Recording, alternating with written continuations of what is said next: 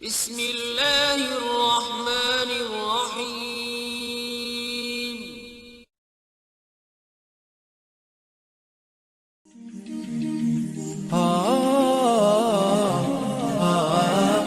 Bismillahirrohmanirrohim. Assalamualaikum warahmatullahi wabarakatuh.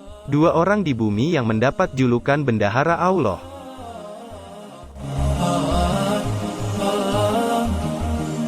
Bendahara Allah di muka bumi. Mungkinkah Allah Subhanahu wa Ta'ala mengutus manusia untuk menjaga kekayaannya layaknya seorang bendahara? Sebagian dari kita mungkin akan berpikir demikian. Ternyata Allah Subhanahu wa Ta'ala sebagai Sang Pencipta memiliki kekuasaan tidak terbatas. Dalam segala kuasanya tersebut, Allah Subhanahu wa Ta'ala mendelegasikan beberapa kekuasaan kepada hamba-hambanya. Termasuk dua orang yang merupakan sahabat Nabi berikut ini. Mereka dianggap menjadi bendahara Allah karena memiliki kekayaan yang sangat banyak namun tetap dermawan atas apa yang diterimanya. Lalu siapa mereka yang beruntung ini? Abu Sulaiman mengatakan, dua manusia pilihan tersebut adalah Utsman bin Affan dan Abdurrahman bin Auf radhiyallahu anhu. Keduanya merupakan dua bendahara dari perbendaharaan Allah di buminya. Sebab keduanya menginfakkan hartanya dalam taat. Muamalah keduanya adalah untuk Allah dengan kekuatan hati dan ilmunya. Utsman bin Affan merupakan sahabat Nabi Muhammad Shallallahu Alaihi Wasallam yang merupakan salah satu dari Khulafar Rasyidin. Beliau memiliki kemampuan finansial yang lebih dibanding tiga sahabat Nabi termasyhur lainnya. Bahkan harta khalifah yang ketiga ini masih tersimpan hingga saat ini. Pundi-pundi uang ini didapatkan karena kedermawanan Utsman semasa hidup. Beliau menyedekahkan harta untuk membeli tanah yang kini menjadi areal perkebunan kurma. Hasilnya perkebunan tersebut setengahnya dibagikan kepada anak-anak yatim dan fakir miskin. Sedang separuhnya lagi disimpan di sebuah bank dengan rekening atas nama Utsman bin Affan. Harta yang tersimpan dalam rekening atas nama Utsman bin Affan yang dikelola Kementerian Wakaf Arab Saudi tersebut kedepannya akan dibangun hotel. Income tahunan yang diperkirakan akan diraih mencapai lebih 50 juta rial. Sepeninggalnya saja begitu banyak harta yang ia tinggalkan. Bagaimana pula kala menantu Rasulullah ini masih hidup? Tentu akan semakin banyak harta yang ia bagikan di jalan Allah. Dalam sebuah riwayat disebutkan bahwa Utsman bin Affan merupakan manusia di bumi yang disegani oleh para malaikat. Utsman menyedekahkan hartanya saat terjadi perang Tabuk. Ia memberikan 1000 ekor unta, 70 ekor kuda, ditambah 1000 dirham, yang nilainya sama dengan sepertiga biaya yang diperlukan untuk peristiwa tersebut. Utsman dengan kekayaannya juga pernah menyedekahkan 200.000 dirham untuk membeli sumur saat rakyat pada masa kepemimpinannya mengalami kekeringan. Tanah di sekitar sumur inilah yang kemudian ditanami kurma dan hasilnya masih dinikmati hingga saat ini.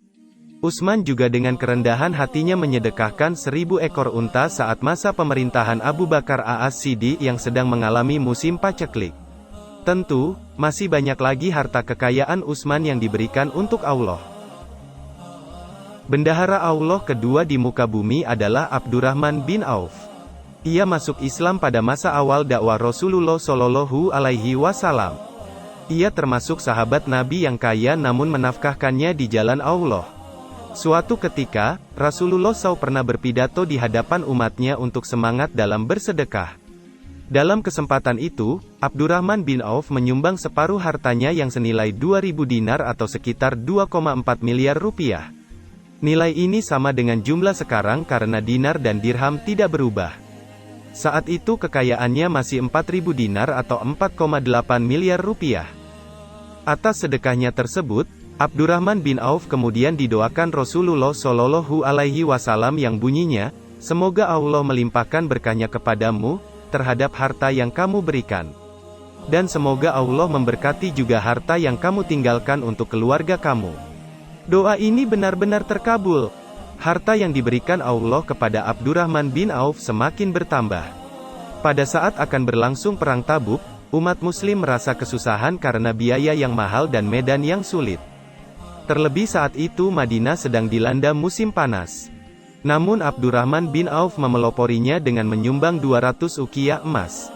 Umar bin Khattab sampai berbisik kepada Rasulullah, dan mengatakan bahwa mungkin saja Abdurrahman bin Auf tidak menyisakan hartanya untuk keluarganya sehingga ia berdosa. Abdurrahman bin Auf pernah menyumbangkan seluruh dagangannya yang diangkut dengan 700 unta saat memenuhi jalan kota Madinah. Ia juga pernah sedekah secara sembunyi-sembunyi atau terang-terangan, antara lain 40.000 dirham, 40.000 dinar, 200 ukiah emas, 500 ekor kuda, dan 1.500 ekor unta. Masih banyak kekayaan Abdurrahman bin Auf yang tidak pernah habis semasa hidupnya. Dua orang kaya ini senantiasa menjadikan sholat dan jihad sebagai amalan terdepan.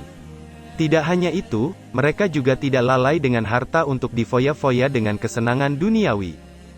Akan tetapi, harta tersebut dimanfaatkan untuk menggapai surganya Allah.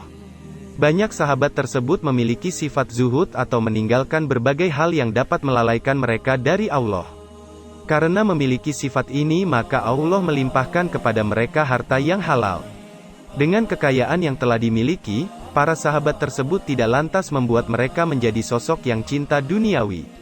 Akan tetapi, mereka hanya mengambil seperlunya saja dan selebihnya digunakan untuk perjuangan di jalan Allah. Demikianlah informasi mengenai dua orang manusia yang menjadi bendahara Allah di muka bumi ini. Sahabat-sahabat Rasulullah merupakan orang-orang yang paling banyak kebaikannya. Sebab mereka hanya mengharapkan akhirat sebagai balasan terbaik atas semua amalan yang dilakukan selama hidup di dunia. Selain itu, mereka juga memiliki keikhlasan dan dalam melakukan kebaikan dan senantiasa mengingat Allah bagaimanapun kondisinya. Demikian yang saya sampaikan, semoga bermanfaat untuk kita semua. Amin, ya Rabbal Alamin.